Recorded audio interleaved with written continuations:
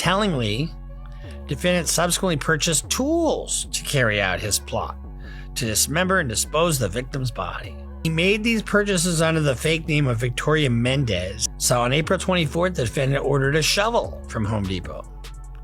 It was delivered to his home from Postmates.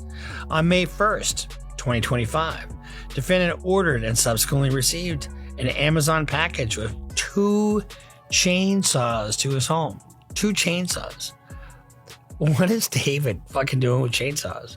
Oh, got some brush. You gotta clear some brush. A hard coat, knock upon your front door. When your ass attack like cancer, burn your condo down.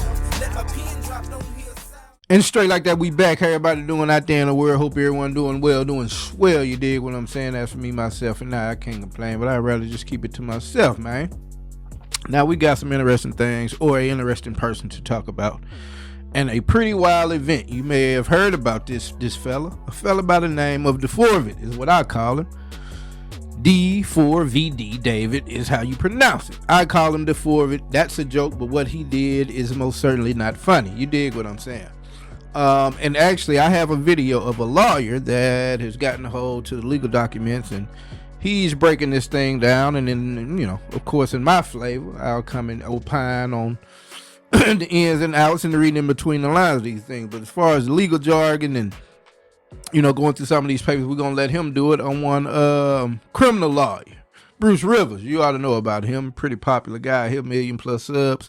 And so, you know, I like this video I ran across from him because he was a lot more thorough as far as digging into it and knowing some of the legal terminology. And like I say, I'm going to bring my urban flavor to it. You dig what I'm saying? So without further ado, man, let's get into this. So let's talk about David. D4VD. D4, very creative. You know, I love these artists, you know, so creative in their pursuits. He is supposed to have a preliminary hearing. I don't know why Blair Burke is insisting on this preliminary hearing, quite honestly. It is an opportunity to showcase the evidence from the state's perspective, right? And actually, before I let him get into it, let me just set it up. It may be people here that aren't aware of the pop culture news and what have you. D4VD is a singer out of the state of Texas. The story goes that he met this young lady, Celeste Rivas, when she was 11 years old. They had sex when she was 13 years old. And here by the time she was, I think, 15 years old, she was missing and eventually found in the trunk of one of his cars at an impound lot, chopped into pieces. Took a while for him to get arrested. He's now arrested, and the case is proceeding to go forward, and now we have the facts of the case, or at least a good bit of them. You can waive this hearing, and in his case, I would have suggested they do that because there's so much to unpack here. So the people in this case wrote a brief for the preliminary hearing, and it says people's brief regarding preliminary hearing evidence. So let's kind of, I'm going to read this, and it's going to seem a little tedious, but we've got pictures to go along with it. And if you're drinking a little bit of white wine, not out of a box, somebody told me that they drink box wine. It's like nails on a chalkboard. Please don't do that. Get your popcorn, put your feet up. Now this is grab your pencil. That's for all you dusty beatboxers out there. Chicks love drinking this shit called beatbox. It's a box of wine they sell out of stores. I tasted one before being around a chick, and it was horrible. I don't even see how they'll drink 3-4 of them, though, and be drunk as a bicycle. I would also like to point out, I like bruh setup right here. Stop self-snitching 3 times.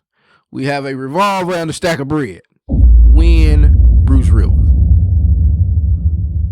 And your notepad, and let's kind of go through the evidence here. One of the things you do in a brief is you start out with the background, you know, and you do the background.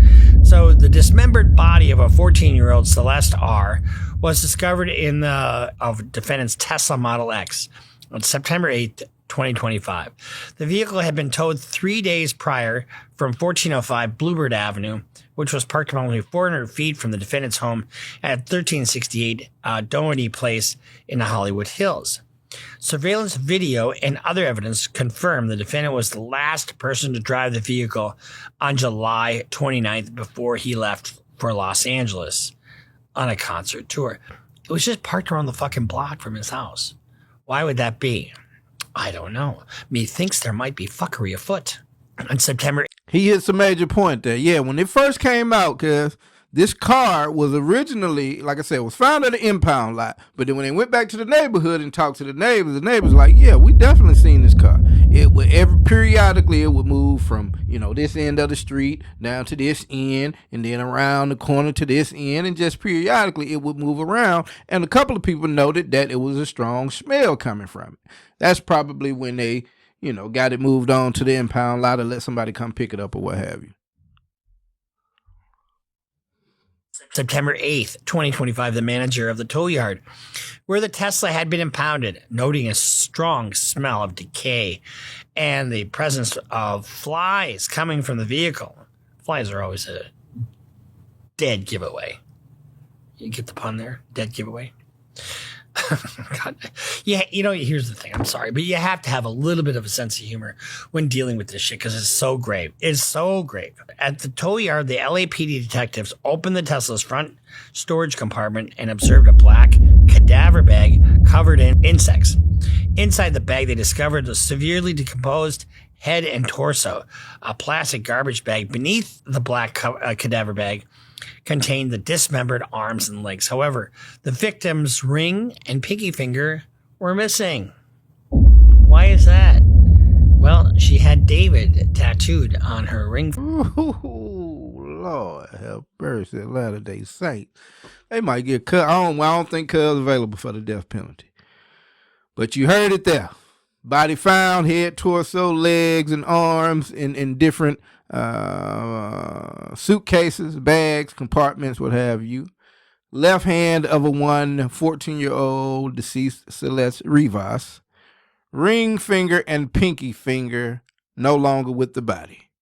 And it just so happened that she had the name David tattooed on the ring finger. I don't know what the pinky finger is all about. Maybe there also.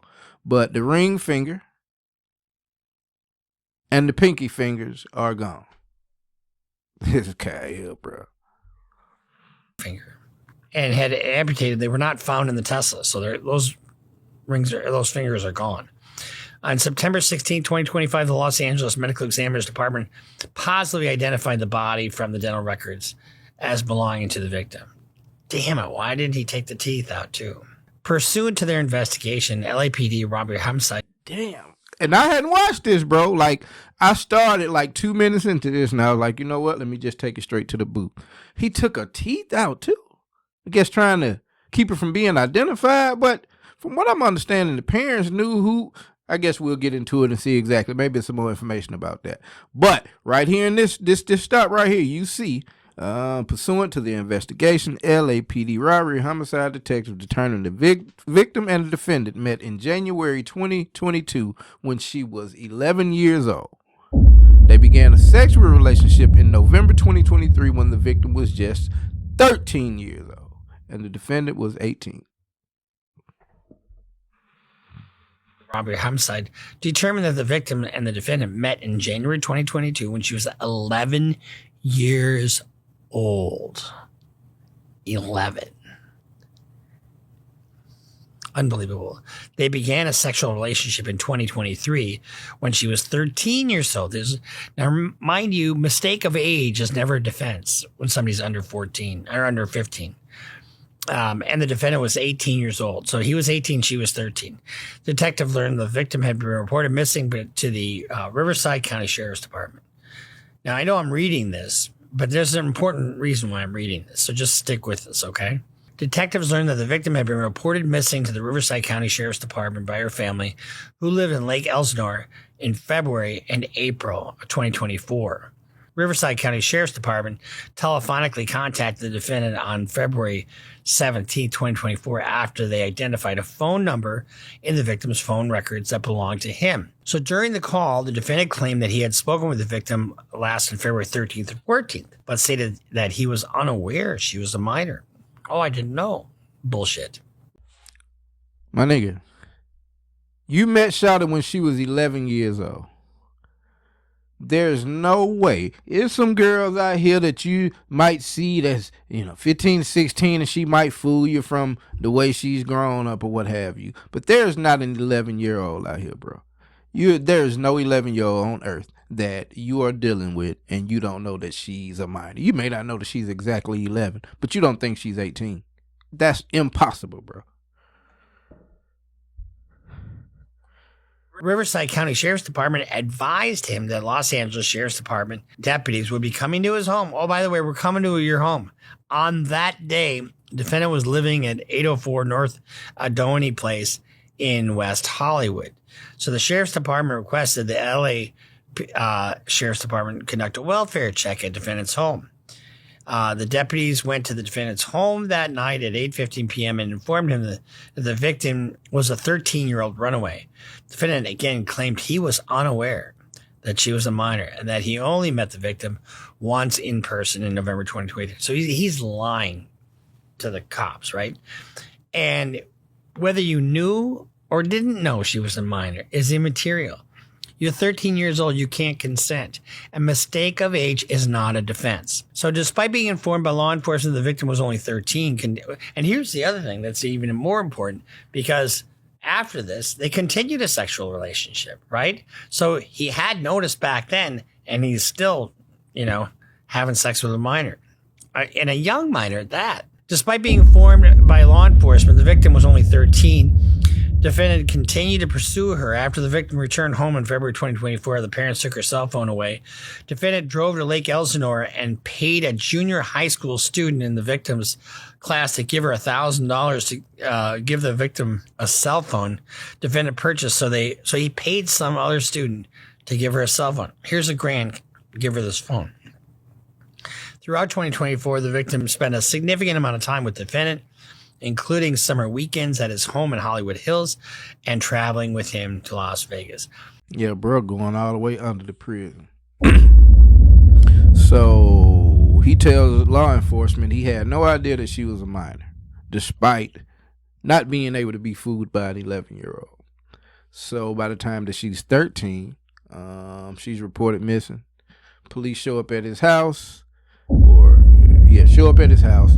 At the end of the day, they inform him that, okay, you didn't know? Well, you know now. She is 13 years old, bro. Contact should cease.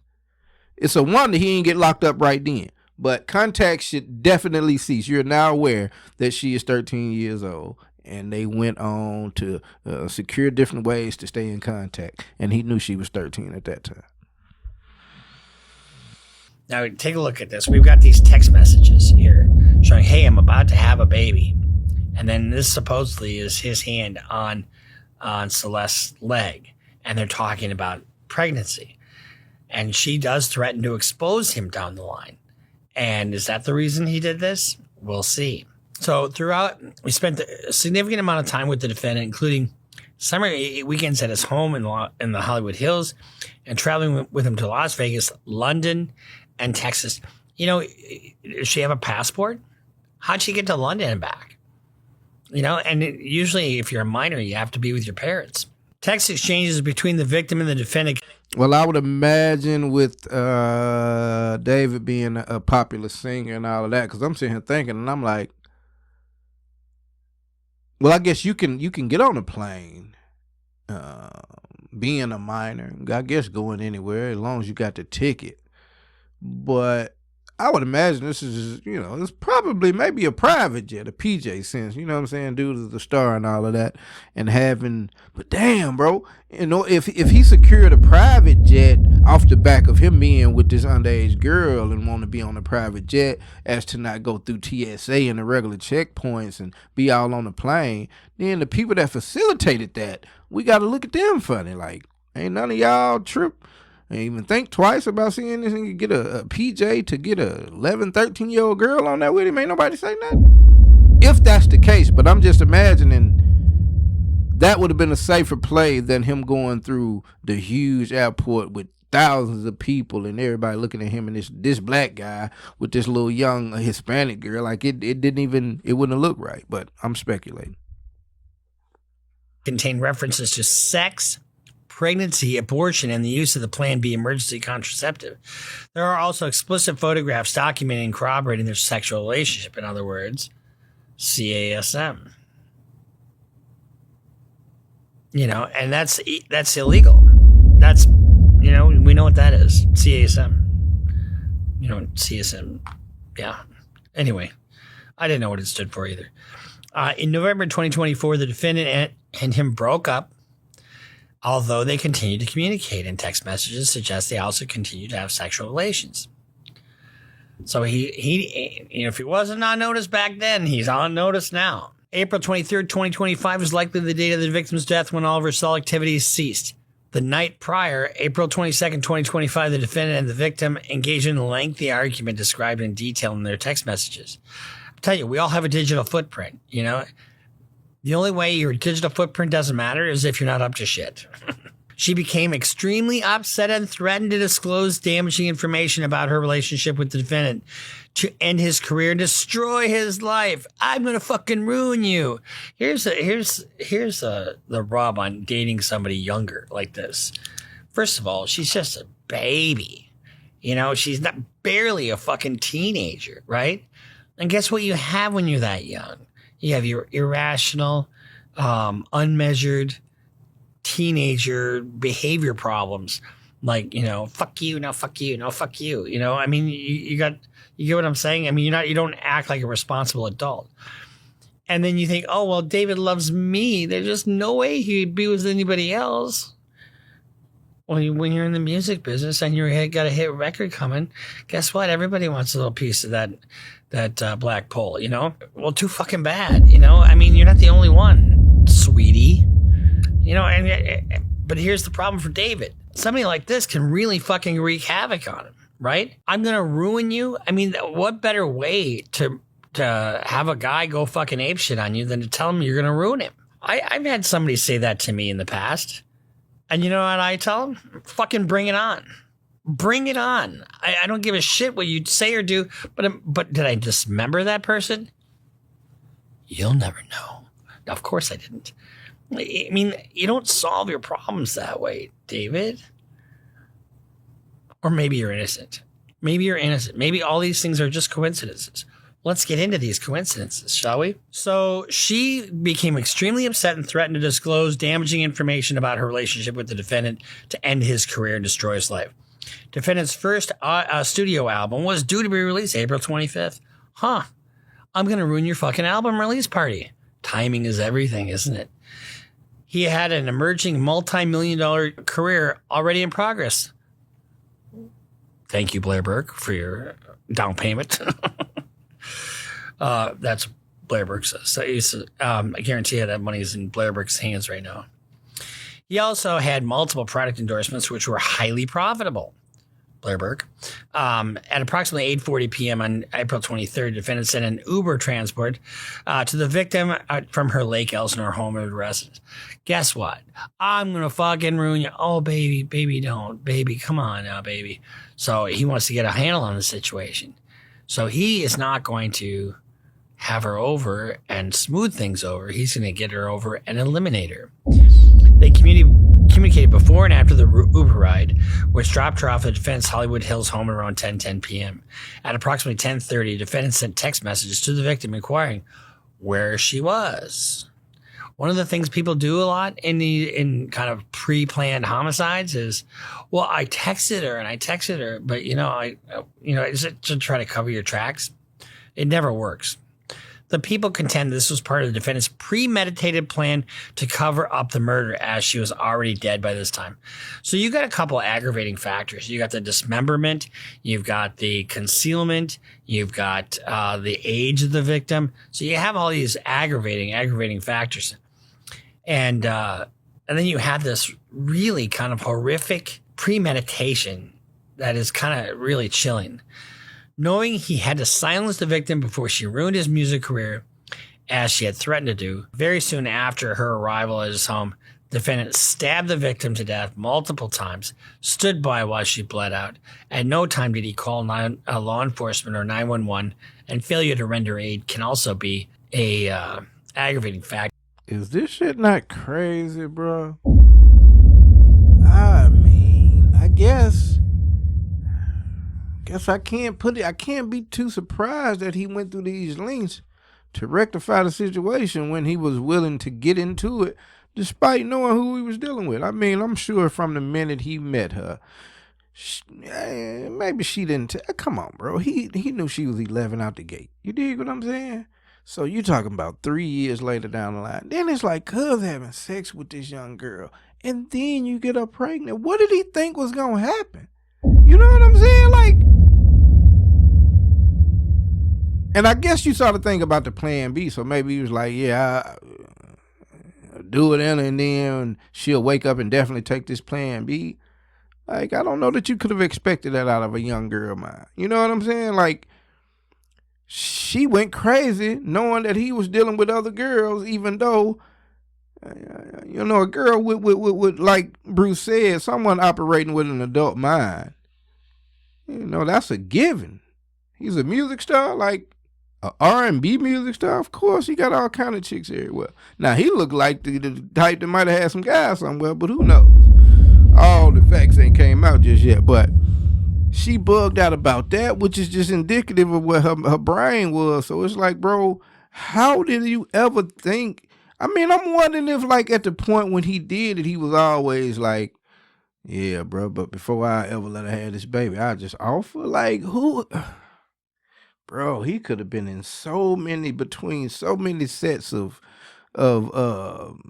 boobs. Yeah, I was trying to think of a good word for it, a funny word. He could have had his head in between so many sets of those, bro. Before he even delved into going down this lane, this path, this is crazy. Aggravating factor, but on a premeditated murder, I mean, who's going to fucking render aid? That's not what you're there for. Despite knowing she was dead and her family was trying to find her, the evidence will show that the defendant lied and claimed he did not know where she was.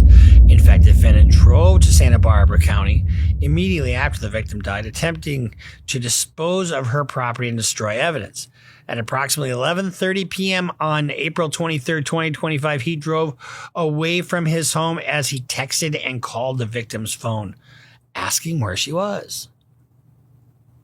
Hello? Again, these were acts calculated and planned to set up his defense within a very short timeline after the victim's vicious murder. Defendant drove his Tesla north on Highway 101 to San Marcos Pass Road near Lake Cachuma in Santa Barbara County. He returned home early the following morning before going to the radio interview for the release of the album that week. He sent 2 additional texts to the victim's phone that day, which obviously went unanswered because she was already dead. So that's the other thing that people do is, you know, okay, I sent these. She's not responding. I'm not going to send anything more. Guess what? If you're in a relationship and you don't hear from your significant other. You know how crazy it is, bro, that, okay, he sent these text messages to cover his tracks, you know, to create a narrative of him being a caring boyfriend, already a boyfriend of a minor. So you dead in the water there. But he sent these to show that he was cared and he was concerned, with the expectation that, you know, if and when they come sniffing around about her being gone and they run across my phone, they'll see that I was a caring and loving, compassionate friend. Well, you know, those other messages were also going to be seen, right? Like, did your brain tell you that they, I guess over a year old, they deleted, or if you deleted them, you know, ain't nothing deleted on the internet out your messages for real. They can get in your phone and they all have saved files, bro, like deep down enough in them. So if you're going to leave those messages in your phone to create a alibi for yourself, what told your brain that they weren't going to be able to see all the other messages leading up to it, you know, years back and all of that to put this picture together? And we got all of these texts. Compared to these 2-3 over these little course of days, like, bro. Guess whose phone gets blown up? Why wouldn't he call? Say, have you seen Celeste? Would you call anybody? I mean, you would go ape shit, right? And even if you were broken up, if you couldn't get a hold of somebody like that, you'd still care about him. Wouldn't you but if you know she's dead, there's no sense in doing that. So he returned the following morning, April 24, 2025, before going on the radio interview for the release of his album that week. He sent 2 additional texts to the victim's phone that day, which obviously went unanswered because she was dead, and the defendant never attempted to contact her again. Tellingly, defendant subsequently purchased tools to carry out his plot to dismember and dispose of the victim's body. Unbelievable. So on April 24th, the defendant ordered a shovel from Home Depot. It was delivered to his home from Postmates. On May 1st, 2025, defendant ordered and subsequently received an Amazon package with 2 chainsaws to his home. Put him all the way under there, folks. Yes, allegedly. Text messages that he anticipates are going to be seen, but will create an alibi for him. But his brain failed to register that his Amazon purchases were also saved in the cloud and could be tracked. So you love her and you care about her. You sending her a text trying to see where she at. What were 2 chainsaws for, sir? You know, what is a shovel for?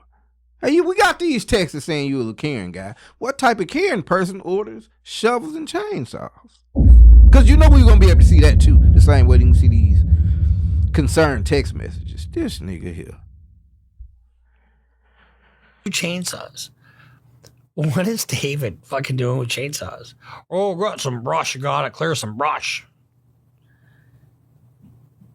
Unbelievable. The defendant then subsequently delivered through Amazon a body bag. Body bag. I didn't know you could order a fucking body bag. And some heavy duty laundry bags and a blue inflatable pool to his home. He made these purchases under the fake name of Victoria Mendez. On May 8, 2025, defendant returned to the same area in Santa Barbara County, leaving his home around 11:30 p.m. He returned again to... Nigga, the police cold as fuck, bro. These folks, boy, you would think they was already investigating when it happened. These folks got a picture of the packaging, my nigga, as if they were right there on the scene. Hold on. Let me just... Oh, okay. Because the Amazon guy has to take pictures of the packages. And I'm sure that by now, you know, Amazon is aware of people ordering nefarious activities off of their site. So I would imagine that, you know, a shovel and 2 chainsaws, especially, you know, you got algorithms now. So if the algorithm see like this nigga ain't never even ordered a Swiss Army knife, and now you want 2 chainsaws and a shovel, that's liable to put a red flag in the system. It's like, yeah, you make sure you take a picture of this package when you get there. You know what I'm saying? Make sure you document this, because this is rubbing the algorithm wrong. Oh my God, bro. Oh my God. A body bag off of Amazon. This nigga here. Barbara County, leaving his home around 11:30 p.m. He returned again to on May 31st, 2025. This is an isolated offset SR-154 where victim's identification was subsequently discovered in January 2026. Additionally, on July 7, 2025, defendant ordered and subsequently received from Amazon a burn cage. A burn cage is this, you know, I don't know what he didn't burn her, but was that his plan? You know, to incinerate the body? I don't know. The defendant took horrifying, and so what I'm reading to you right now is coming from the government's brief before the preliminary hearing. Hey, Judge, here's kind of a Yeah, he was definitely on the watch list. A shovel, 2 chainsaws, a body bag, a burn. What do you call it? A burn bridge? A burn box? Nigga, man, Jeff Bezos. Shout out Jeff Bezos. You know what I'm saying? Preview of what we think the evidence is going to show. You know, that gives the judge a handle on what's going on. So the defendant took horrifying measures to destroy and discard the victim's body after placing her body in a blue inflatable pool to prevent her blood from spilling onto his garage floor. The defendant used a chainsaw and perhaps other tools to cut off her limbs. Small blue plastic fragments were found embedded in the victim's remains, which were collected by the LA County Medical Examiner Department. And so what they did is they matched these fragments up to the pool that he purchased. An expert was able to make physical match between the blue fragments of the pool, inflatable pool purchased by the defendant in 2025. In order to distance himself from the victim, he amputated her left ring and pinky fingers because her ring finger contained a tattoo of his name. Her finger. Real quick, nigga, the police is cold, bro. These niggas is cold. You know, an inflatable pool, that's like blow up plastic. You dig? Just imagine cutting into that as it's blown up. And just the very small little fragments that would just blow out somewhere. Nigga, the policeman sat down and took them little bitty fragments, however many they were, and reconstructed the hole that they came from. Boy, they give niggas, your ass is go. If they want you to go to the penitentiary, your ass is done, bro. I ain't lying. Fingers have not been recovered. The defendant then placed her head and torso into the cadaver bag that he purchased. He placed the limbs in the garbage bag. Then he deposited that in his front trunk, laying the cadaver bag on top. For several weeks or possibly months, the defendant left the victim's body to decompose, and we all know what happened after that. He gets towed, and then the manager of the tow lot smells, the flies around, and smells like a fucking dead body. Well, if it smells like a dead body, it probably is. So they executed a search warrant on his home. And inside the garage, the detectives discovered evidence consistent with the dismemberment of the victim's body in the inflatable pool, which contained multiple linear cuts. Several biological samples, which tested positive for blood, were collected within the garage. So he put her in this small pool and cut her up in there. And why wouldn't he get rid of the pool? I don't know. Unbelievable. So we photographed depicting the victim naked, as well as she was engaged with the defendant's sexual activity when she was 13. So they got CSAM, child sexual abuse material. That's what we're talking about here. So the photographs themselves will not be presented. While all possible charges that could be proven were not filed, the CSAM is proof of their ongoing sexual relationship while the victim was 13 and 14. So this is a murder case. This is not a child case involving pornography. Okay, it's not that kind of case, but it certainly could be. And production of child sexual assault material is really a bad thing, and the guidelines for that are through the roof. So then we got numerous text messages between the defendant and the victim, evidencing their sexual relationship, pregnancy, abortion, and the use of Plan B contraception. So you got a 13, 14, almost 15, not quite 15-year-old girl who has the maturity of somebody that age, probably thinking that she's, the thing for David, and that, he's cheating on her. And how could you do that?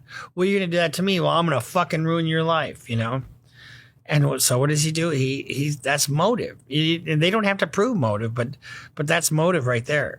Hey, real quick, everybody, for those of you that are on this YouTube journey like myself, man, I know that one of our big struggles in this thing are our thumbnails. You know what I mean? There's a couple parameters that you need to score high in order to get your material seen by the maximum amount of individuals, you understand? And the thumbnails are a very vital part of it. And so with that said, I would like to offer you an alternative, a tool, in fact, that will allow you to generate images. It'll allow you to face swap. There's all type of precise editing tools available for you within the program. One of my favorite things is that it allows you to plug your thumbnail in, have it graded in 5 different areas. You can, from that point, you can go forward with your idea, or you can choose to have an upgraded version produced by the software. You dig what I'm saying? And in order to do that, go into the link below this video, right? Type in straight like that as your promo code, get yourself 20% off, and be on the way to getting some better thumbnails. And away we go. Back to this content. So they got messages through March 2025 prove the defendant continued to manipulate the victim as she messaged. All we do is have and just hang out, man. I want more than that for myself. These messages were obtained from the defendant iCloud data. Just when you thought you deleted everything, oh shit, they went into my iCloud data and I just didn't do it properly.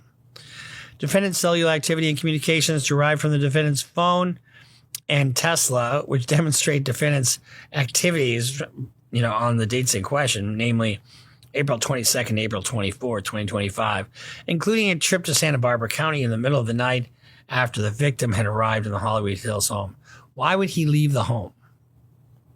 To say he was somewhere else when she was murdered. Surveillance video of the defendant driving his Tesla on July 29th for the last time before parking the vehicle and leaving on tour. And where was she found? In the Tesla. When Blair Burke was originally making... I don't know, that might have been a misstep when he said, why would he leave the home to try to appear that he was somewhere else when she was killed? Well, I mean, he invited her to the house, so... who else was at the house? I think it was because, I thought we read earlier, it's because he left and tried to go and dispose of some of her remains in Santa Barbara County, or Santa Barbara, whatever the hell. I think that's what he meant to say. That pitch, and casting aspersions on the government for lack of disclosure. She's so bold, wasn't she? And this is why I don't do that. Because I don't cock off unless I've seen the evidence.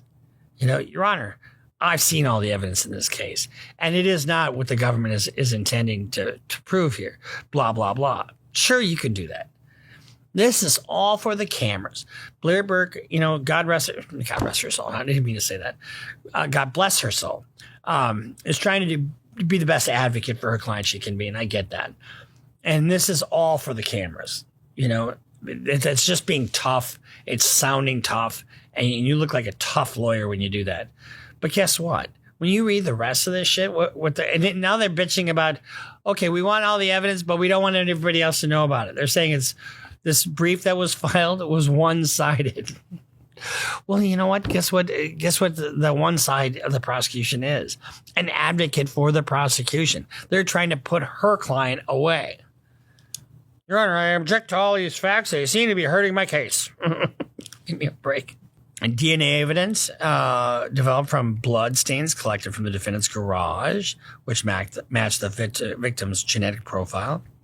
That's one of the reasons this took so long. Because when you have a big county like LA County, you don't think they have a lot of homicides? You don't think their lab takes fucking forever to get DNA? And unless you're set for trial, you're probably not going to get it really quickly. Proof of defendant's Amazon purchases delivered. That's a good point for him to make, because when it first went down, everybody was, immediately people were like, yeah, sounds like he is the culprit. Why isn't he arrested? He was still out on tour for a couple of months and all that. But, Bruce just said, man, this is in LA County. You know what I'm saying? Millions of people, thousands of homicides. The crime lab is inundated with tests they need to run. So it makes sense that it would take a while for the results to come back. To his residence, including 2 chainsaws, a body bag, inflatable pool, heavy-duty laundry bags, and a burn cage. Sounds like a murder kit to me. Unbelievable. Proof of defendant's purchase and delivery of Postmates a shovel from Home Depot. Sounds like he didn't exactly know how he was going to take care of her. Uber records showing the defendant's transaction where he ordered an Uber to pick up the victim from Lake Elsinore home and transport her to his residence the night of April 23rd. She's there.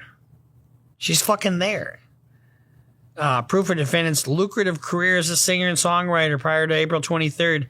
Defendant had an album release party, romantic homicide, the night of April 24th, 2025, before embarking on an international tour in late 2020. You heard the name of that? Romantic Homicide. Yeah, either the name of the song or the album. In either way, Romantic Homicide from the event. Now, this is strange. This is strange because she came to the house on April 23rd. The album release party was the next night. So, of course, he didn't just come up with the name the night before.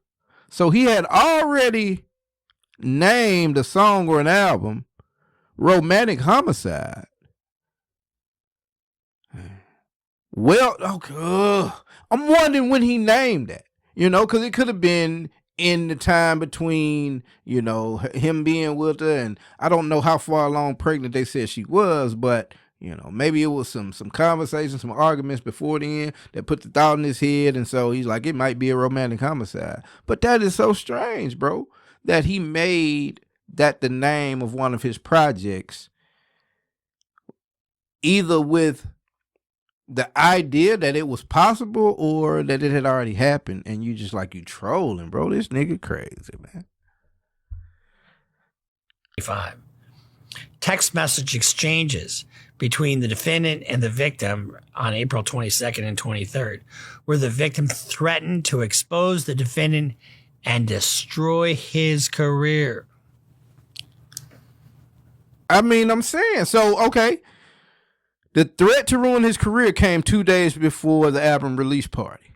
I am positive that album had that name prior to the 23rd. So he named that the album, I guess already premeditating that he was going to do it. Like, I'm going to get a brain then, but if she don't get a plan B, I'm going to kill. Like, what kind of plan is this, bro? Oh my God, man. Tell me how you explain this all as, was it his manager? Oh, that's what it was. Yeah, that's the ticket. It was his manager. The manager did all this. Well, the manager would have probably just as much motive as he would, right? And anybody, and it kind of seems so elaborate that it couldn't just be one person, or could it? It absolutely could. You don't think that this little girl could be overtaken by David? Even if David's a weak man, he's still a man. And I just, you stab somebody.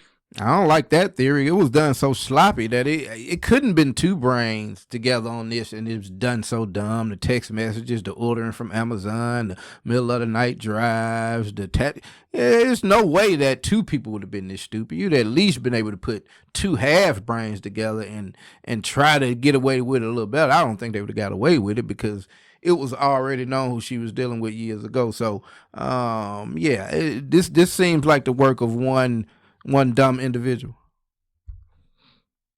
A couple times they're dead, and then you chop up their body and you put them in body bags and you just leave it on the side of the fucking road.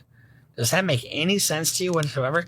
Well, we didn't say that David was a Rhodes Scholar or somebody that was necessarily playing with a full deck, for that matter. Not saying that he's mentally incompetent. Nobody's making that. This was filed by Beth Silverman. Oh, Nathan Hookman. Sorry about that. And Beth Silverman is the deputy district attorney that's handling this case. Unbelievable. And then you have this possibility that she may have been pregnant. Once they get all this information, they continue the hearing. Now, I don't, for the life of me, know why they would want one of these hearings. If you're worried about a public image, you need to look like you're fighting. Mark my words, they're going to waive the preliminary hearing. They don't want a record of all this shit that I just read to you. Why would they want that? All they have to do is establish probable cause, and they have it, even though it's circumstantial. What do I mean by circumstantial? It means that nobody actually saw him do this. You take the situation, another way to look at circumstantial evidence is you look at it like situational evidence. Look at the situation, look at the totality of the circumstances. I'll give you an idea of, so when I was going up to do a closing argument once, and I was nervous. It was a criminal sexual conduct case. My client was a guy, and the victim was his daughter's friend, and we showed all these lies that she had been telling, but I was really nervous because I thought I could win the case, but I called my office partner, and he tells me, I said, Joe, and he'd been around the block, one of the best lawyers, Joe Friedberg. I said, Joe, I got this case, I'm going to go to a closing argument. I'm driving up to Chicago. All right, that's pretty much it for it, man. He's about to go into some story about that he can relate back to his time practicing law, which is kind of irrelevant to what was my video and what we're doing right now. But shout out to Bruce Rivers, man. Highly popular guy here on YouTube. So I like that video. He was breaking down those those legal documents, man. And so I just kind of piggybacked off of that. But yeah, bro, it seems that the mountain of evidence is inescapable for one D4VD. You dig what I'm saying? Maybe you can go in court and say, I'm D4VD. I'm not David. Yeah, you got the wrong guy. And I hate, like dude said, you got to try to have a little levity with this thing because, it's kind of what I do on my show. But if this were to run across any of the Rivas family, bro, it's nothing funny about the tragedy that befell the young lady. And I'm not making a joke about that. If anything, it's more of a joke about David and how stupid he is and just wrapping it around that. So let's just get that out there, man. But like I said, it looks like bruh's about to head to the pen for a very long time. And now, when somebody like D4VD's case, if you pay attention to what Charleston White said you can't be a real nigga in jail if you're not homosexual. So if you take a look at D4VD in his many different forms, I guess one could speculate that he may go to jail and fit right in. You understand what I'm saying? Because I think he's going to be there for a very long time. And, unless he chooses to get on out of here, he may become one of the most beloved prisoners on the yard. You dig what I'm saying? And so he would deserve every bit of what he's getting if he is indeed guilty of what it appears he is guilty of, which is just, it's nasty work all the way around the board, bro. Like, it started out crazy. It ain't no catfishing done. It ain't no drunk nights. You didn't know, like, this was years in the making. You met her when she was 11. You were informed that she was 13 and she was 13, and you crunk it right back up, kept it going. And a year later, by the time she was 14 and some change, you had allegedly gotten her pregnant, invited her to your house, and proceeded to murder her and go through all these stupid steps at trying to hide it. We'll keep up with this thing and see where it goes, man. The trial is ramping up, getting ready to get started. You heard Bruce say that they'll probably waive this preliminary hearing because this could only hurt your case. You know what I'm saying? And so, we'll keep up with it and see where it goes from here, man. But until then, it's been straight like that. I'm out. Look up in the sky, it's a bird, it's a plane. The Jack Travis, Lord Dungeon Dragon, spit that flame. Raise whole cities, your building can't